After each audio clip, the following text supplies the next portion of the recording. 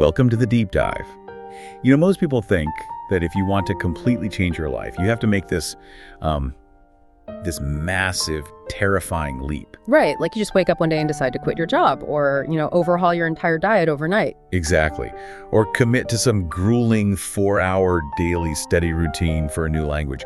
But neurologically speaking, those massive leaps are actually the exact reason your brain forces you to fail. Oh, absolutely. Because when you introduce a massive, sudden change like that, your brain's threat detection system, the amygdala, it basically freaks out. It literally treats it like a survival threat, right? Yeah, exactly. It sees that extreme expenditure of energy as a danger, so it actively works to shut down your progress. It's a biological failsafe. Because we are, evolutionarily wired to crave comfort. Right. Comfort, baseline predictability, energy conservation. So when you try to just sprint out of your comfort zone, your brain essentially pulls the emergency brake to keep you safe in that familiar, fixed mindset.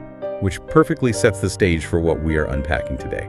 Okay, let's unpack this, because we are looking at a framework that completely bypasses that emergency brake. And it's a really fascinating framework. It is, because on the surface, the source material we are looking at today is an English Learning Development seminar. Yeah, which sounds super specific.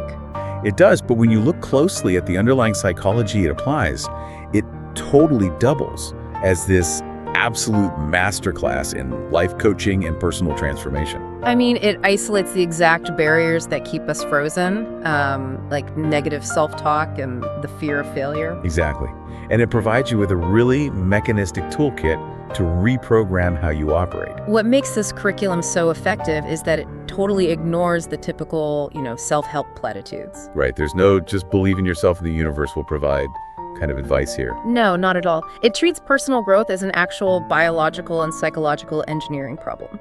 It looks at the mechanics of a growth mindset and how to manufacture it, even when your own brain is fighting against you. So, to engineer that growth mindset, we first have to understand the specific defense mechanisms our brain uses to keep us stuck. Right, we have to look at the barriers. And the first one is the classic fear of failure. But it's not just a vague anxiety. It's a very specific internal narrative that asks, what if I invest all this time and I just look foolish? Which, if you think about it, is a completely irrational fear when you look at the actual mechanics of skill acquisition. How so? Well, the idea of learning something entirely new without stumbling is a biological impossibility. I mean, you literally have to make mistakes to build the neural pathways. Oh, that makes sense. Yeah.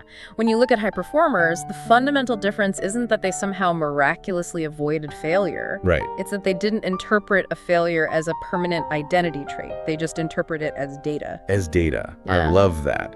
But our brains are really good at disguising that fear of failure as something much more socially acceptable. Oh. And that is what this framework calls the lack of direction trap. It's when someone genuinely wants a better life, but they insist they are just waiting to formulate the perfect plan before they actually take any action. The perfect plan. Yeah, that is one of the most insidious defense mechanisms we have. Because it feels like you're doing something, right? Exactly. Planning feels incredibly productive. Yeah. You are buying the right notebooks, you're researching all the online courses, you're writing out these beautiful color-coded schedules. Well, I've definitely been there, the stationary shopping phase. We all have, because it triggers this mild reward response in the brain, making you feel like you are doing the work. But in reality, if you are always planning, you never execute. And if you never execute, you never risk failing. Precisely. It is a highly sophisticated way of hiding from the actual work. Wait, so the obsession with preparation is essentially just a shield against vulnerability? That's exactly what it is. It keeps you safe, but it keeps you entirely paralyzed. Wow. But the biggest trap, and the one that I think really challenges the conventional wisdom of personal development, is the whole concept of motivation. Oh, the motivation myth. This is huge. People constantly say, I'll start when I feel ready, or, I'll study when I feel motivated. But the psychology outlined here dictates a massive paradigm shift. Right. The idea that motivation is not a prerequisite for action. Exactly. Motivation is the byproduct of action. It comes after. If we connect this to the bigger picture of human neurochemistry, it actually makes perfect sense. Human psychology is heavily reliant on momentum, and that momentum is driven by dopamine. And dopamine is usually just known as the pleasure chemical, right? Right, it's often misunderstood that way, but it's actually the chemical of motivation and reward prediction. So when you take a really tiny action-like. You learn a single new vocabulary word, or you write one sentence, or you just step outside for a 2-minute walk, your brain registers a completed task. And it releases a micro hit of dopamine. Exactly. But here's the critical part. That dopamine release physically lowers the neurological friction required to do that exact same task the next time. So the action generates the feeling of accomplishment. Yes, which rewires the neural pathway, which then creates the momentum. And that momentum is what actually produces the motivation you were sitting around waiting for in the first place. It's like sitting in a parked car on a freezing winter morning and just refusing to turn the key until the engine is warm. That's a perfect analogy. The engine literally cannot generate heat until the spark plugs fire and the pistons start moving. You have to force that initial spark before the system can sustain itself. The action is the spark. You cannot think your way into feeling motivated. You have to act your way into it. Okay, so if action is the spark that creates motivation, we have to ask, what is the water that keeps putting the spark out? Why is it so incredibly hard to just take that first action? And the answer almost always comes back to the internal narrative. The negative self-talk. Yes. And this brings us to the real core of this coaching framework, which is hacking the brain to basically conquer your internal critic. And this is where we transition away from just abstract psychology and look at the concrete biology of it. Because the difference between a growth mindset and a fixed mindset isn't just about, having a sunny disposition. Right. It's not just about being an optimist. Exactly. It is about how you are fundamentally programming your brain's filtering system. It's the literal difference between telling yourself, I am capable of improvement, versus, I'll never be good at this. The curriculum gives a really specific example of this in the context of language learning. So you have a student who struggles with a grammar concept, and they immediately think, I'm just not a language person. Yeah, a very common thought. And that single thought halts their progress entirely. It acts as a complete self-fulfilling prophecy. But why is it self-fulfilling? Is it just because they get discouraged and give up? Well, giving up is the behavioral result. Yeah. But the biological mechanism responsible for it is something called the reticular activating system, the RAS. Yeah, the RAS. Let's really break down the RAS for the listener, because this is the biological mechanism that underpins almost everything we are talking about today. Okay, so the RAS is a bundle of nerves at our brainstem, and its primary job is to act as an executive filter.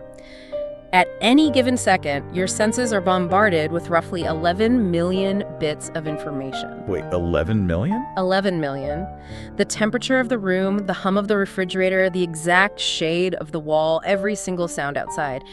If your conscious brain actually tried to process 11 million bits of data per second, it would immediately short circuit. It would just melt down. So the RAS is essentially like the bouncer at an exclusive nightclub in your brain. Exactly. The bouncer only lets through about 40 to 50 bits of information per second into your conscious awareness. 50 out of 11 million. That's a strict bouncer. Very strict. And how does the bouncer decide what gets past the velvet rope? It filters information based entirely on the parameters that you train it to notice. The classic example is when you learn an obscure new vocabulary word, or say you buy a specific model of a car, suddenly you see that car or hear that word everywhere you go. Right. I have totally experienced this. Yeah. The word didn't magically become more popular in the real world. Your RAS simply upgraded its status to important and started letting it through the filter. Okay, I have to push back here on behalf of the skeptic listening right now. Let's say I am genuinely terrible at learning a new language. I stumble, I forget words constantly, and my pronunciation is awful. Yeah. If I stand in the mirror and use positive self-talk, saying things like, I am a fluent speaker, my brain knows I'm lying, right? Yes. Doesn't cognitive dissonance kick in there? Isn't this just toxic positivity? That is a highly valid pushback, and honestly, it's where a lot of mainstream self-help advice completely falls off a cliff. Right, the whole just manifest it thing. Exactly. Effective reprogramming isn't about delusion, it's about directional trajectory. What's fascinating here is that you don't tell your RAS, I am an expert. Sure. You tell it, I am improving. Ah, so you aren't lying to the bouncer. You are just giving him a new VIP list. Precisely. If you repeatedly tell yourself, I can't do this, or I'm a failure, your RAS accepts that as the primary search parameter. So it looks for proof. Yes, it will actively filter your reality to seek out evidence of your failures just to prove your internal narrative right. You will literally be blind to the moments where you actually succeeded or made progress because the bouncer is blocking them from your conscious awareness. That is genuinely terrifying. Your brain is actively gathering evidence to build a case against you. It really is. But by shifting the narrative to something grounded but forward-looking like, I'm getting better every day, you aren't claiming to be flawless. Right. You are simply rewiring your brain's filter to notice the tiny bits of progress. Huh. You are training the RAS to hunt for opportunities and improvements instead of hunting for threats and failures. And the framework highlights 3 specific reprogramming techniques to rewrite those search parameters. First, affirmations. But not the delusional kind, like we said. Exactly. Repeating grounded phrases like, I am capable of learning this, physically reshapes the baseline thought pattern over time through neuroplasticity. It creates new tracks in the brain. Right. And second is visualization. Visualization is incredibly potent because the brain actually struggles to distinguish between a vividly imagined event and a real physical event. Wait, really? It can't tell the difference? Not neurologically, no. Mentally rehearsing success. So imagining yourself confidently speaking that new language or giving a presentation actually fires the exact same neural pathways in the motor cortex as physically doing the activity. Yeah. You are essentially pre-paving the neurological road, which reduces the friction for when you actually take the action in real life. That is amazing. And the third technique they talk about is gratitude, which I know sounds so cliche. It does sound like a bumper sticker. Yeah, but chemically, it forces a massive perspective shift. Training the brain to focus on what is actually going well shifts the RAS filter from threat detection to opportunity detection. Yeah. Like, if you are grateful for the 5 words you did remember, your brain stops panicking over the 50 words you forgot. And once that filter is upgraded, once the bouncer is looking for the right things, you are finally in a biological position to take action without your own brain sabotaging the process. Which opens up a completely new problem. Of course it does. Because even with a newly optimized brain filter, looking at a massive, year-long, goal like mastering a language or overhauling your health, it can cause instant decision paralysis. Oh, absolutely. The brain looks at the gap between where you are and where you want to be, and it just freezes. So how do we cross that gap without triggering the amygdala's threat response again? You shrink the action. You shrink it until it is mathematically almost too easy to fail. Right. Bypassing the fear response entirely. And this is where the framework dives into the 1% rule. Yes, the math behind this is staggering. It is. The mathematical reality that improving just 1% every day makes you roughly 37 times better by the end of a single year. It is basically the concept of compounding interest, but applied directly to human behavior and neurobiology. It connects directly to James Clear's work in Atomic Habits, right? Right. Which relies on the idea that habits are the compound interest of self-improvement. Exactly. But, the true power of the 1% rule isn't just the math. It's how it shifts your identity. Wait, how does doing 1% of a task change my identity? Because of how we build self-trust. Think about it. If you set a massive goal to study for 4 hours and you inevitably quit after 20 minutes, your brain registers a failure. Right. Your identity as a quitter or someone who isn't a language person is heavily reinforced. But if your goal is to study for just 5 minutes and you do it, you cast a vote for a completely new identity. You aren't just practicing a language, you are actively becoming a learner. You are providing the RAS with undeniable proof that you are the type of person who follows through. And the examples given in the curriculum are brilliantly accessible. We're talking about reading just 10 minutes a day, practicing English for 5 minutes, listening to a podcast on your commute. Small stuff. Very small. They don't advocate for grueling, intense study boot camps. They advocate for consistent, microscopic steps that fly totally under the radar of the brain's resistance. And notice how this directly dismantles that lack of direction trap we discussed earlier. Oh, right. The people waiting for the perfect plan. Yeah, the 1% rule basically proves that the plan doesn't need to be perfect, it simply needs to be consistent. Which brings up a core mantra from this coaching framework that I think should be required reading for every perfectionist out there. Done is better than perfect. Done is better than perfect. It's so true. Imperfect action is always superior to no action. Because progress must come before confidence. We have this completely backward idea that we need to feel confident before we do something difficult. Yeah, we think confidence is the starting line. Exactly, but think about the language learning example again.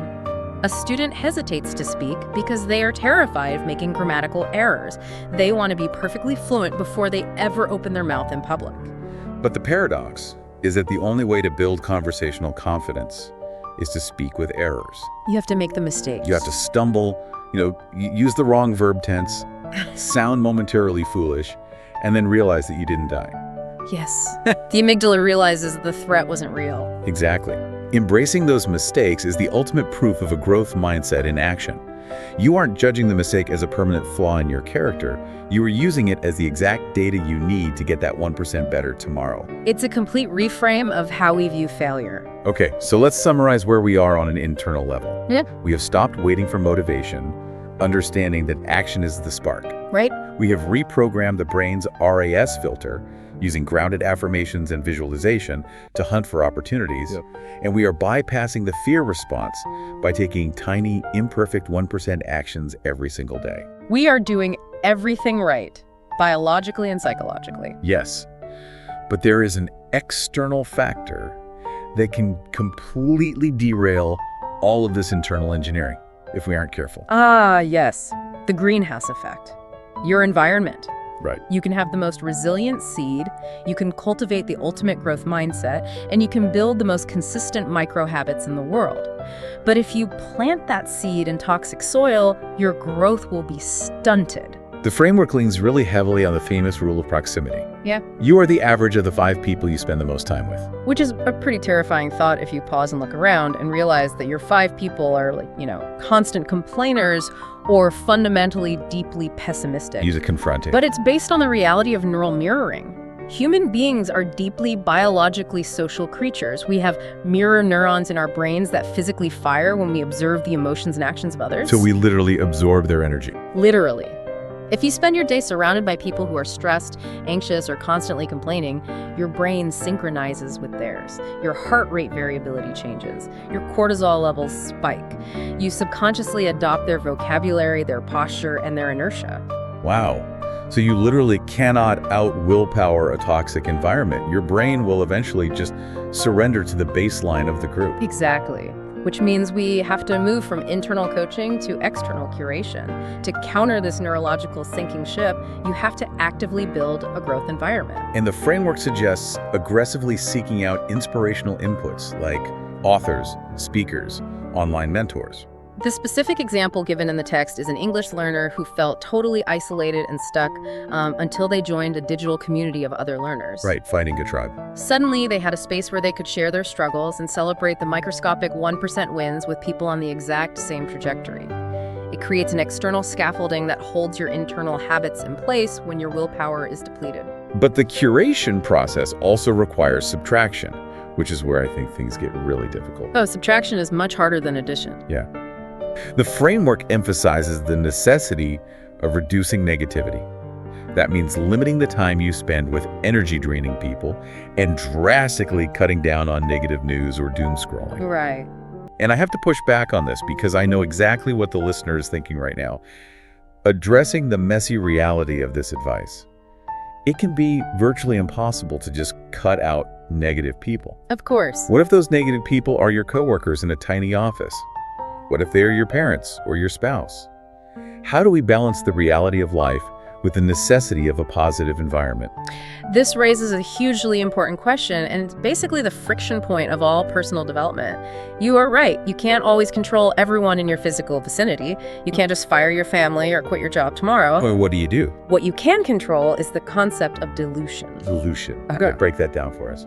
If you have a glass of dark, muddy water, and you can't just pour the glass out, how do you clear it? You pour clean water in. Exactly. You pour in gallon after gallon of clean water until the mud is so diluted it barely registers. If you have to spend 8 hours a day in a pessimistic physical office environment, you counterbalance that by ensuring every other input in your life is aggressively curated. So you ensure your commute is filled with an inspiring audiobook or a deep dive. Right. You ruthlessly unfollow negative accounts on social media and replace them with growth-minded content. You seek out those positive digital communities we mentioned. Exactly. You are artificially raising the average of your 5 people by including authors, coaches, and peers from around the world into your daily cognitive diet. That is so empowering. It is. You are taking responsibility for the inputs that your RAS is going to filter. You are curating the evidence your brain uses to define your reality. So as we wrap up this life coaching session, let's really solidify the mechanistic toolkit we've extracted here today.